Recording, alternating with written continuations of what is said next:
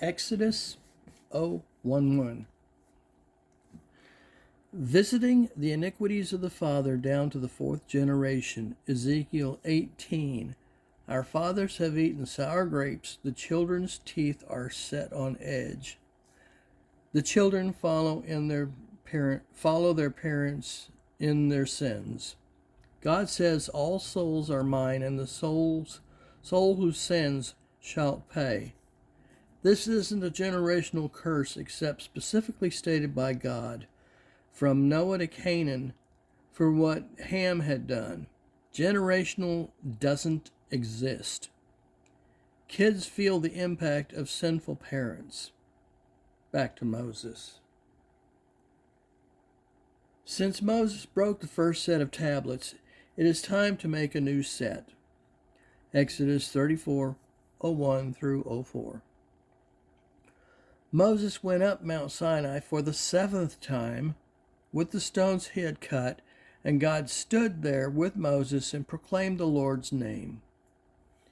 God says, depending on how you have sinned, like Ham did with his father Noah, the generational curse is still something God can and will do.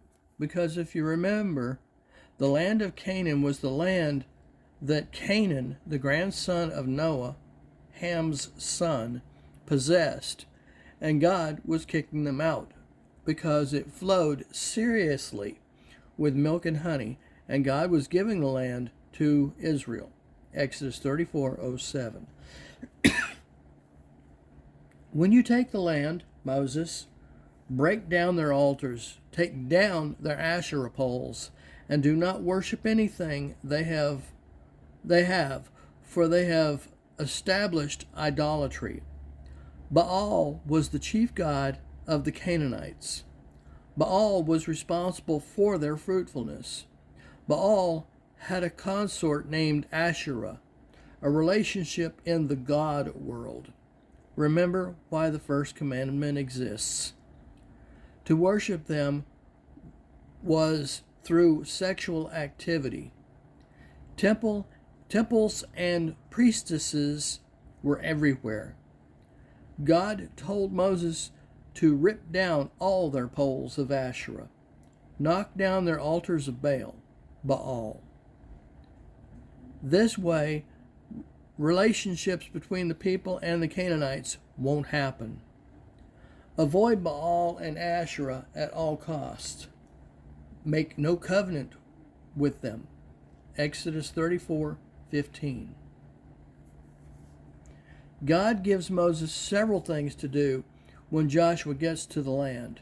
Exodus 34:18 through 28.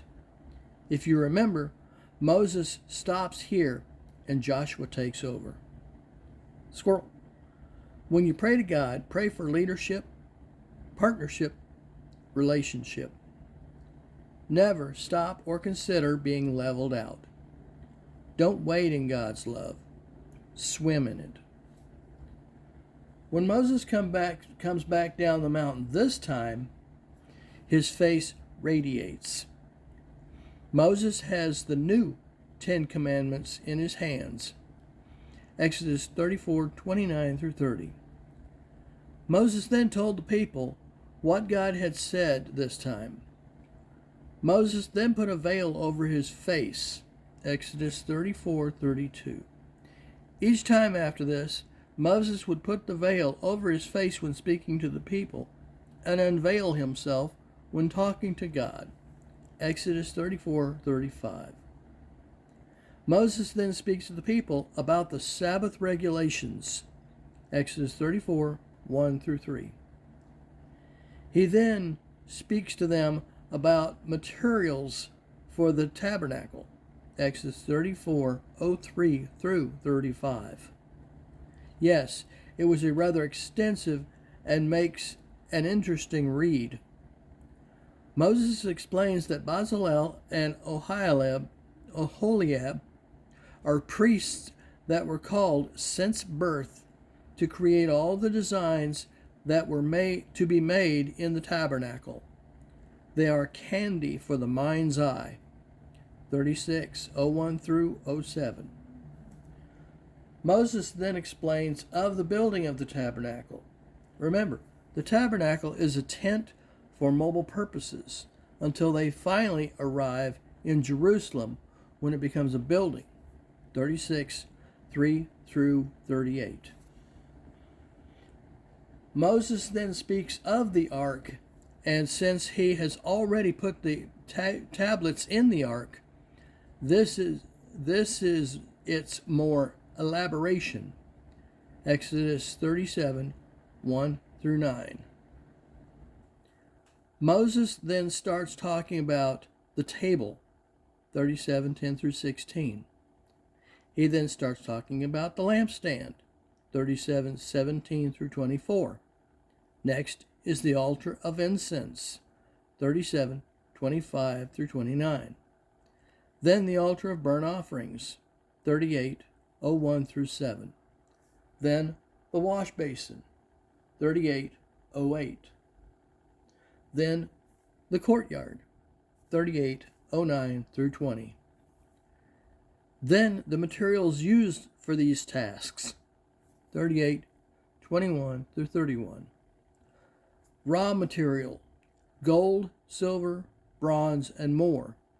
They had applied about $10 million worth in gold in today's economy for the temple. And check this out. The artisans had to tell Moses they had enough, and the people could stop giving. $10 million worth, and they had to stop giving. Paul stated there were things the Israelites did that he proclaimed, don't do as they did. With the golden calf and other idol worship. By the way, anything you do in replacement of what you would be doing instead of what you would do for God, don't do. Golfing on Sunday is okay, as long as it isn't because you don't want to go to church.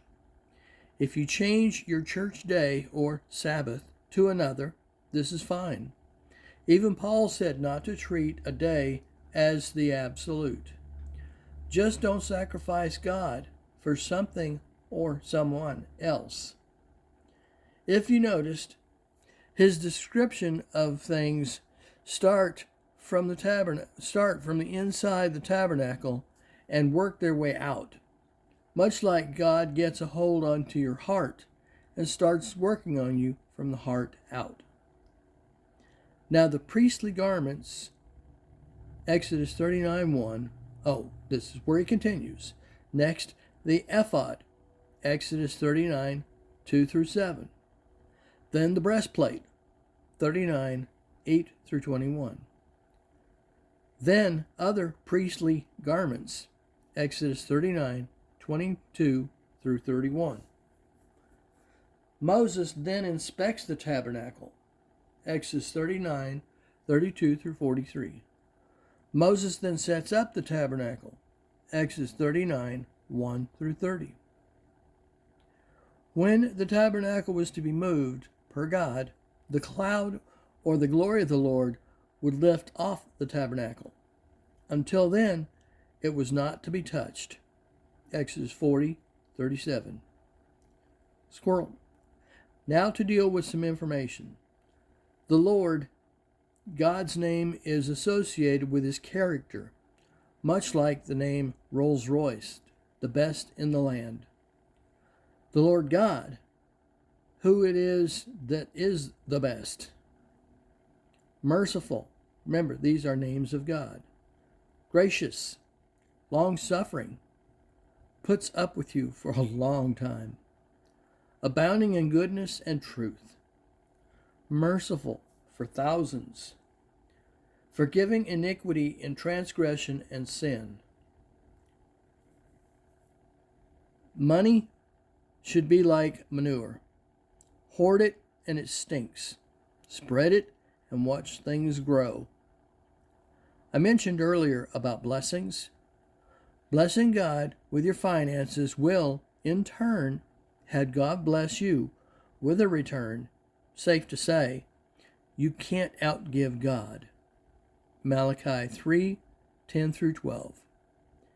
In the tabernacle, they never had this issue because they were told to back off in both tithe and offering. Mark Twain not only didn't give to the church, he got so tired of how ministers pressed towards tithing and give, that he actually took from the plate and put it in his pocket. Good measure, loaded up, pressed down, push it into your container to make more room. Shaken together, get all the air out of your container. Running over, you have taken in all you have room for, yet it is still coming. There is a reason the verse is written this way. Shall men give into your bosom? They will give you all you need and more, because you have given to God cheerfully and not of a sorrowful heart. Give because you can, not because you have to. That's why the verse says, give and it shall be given unto you. So you give to God, so shall man give to you. God even says, prove me now herewith, I dare you. Next, more on Mo and the group. Thank you.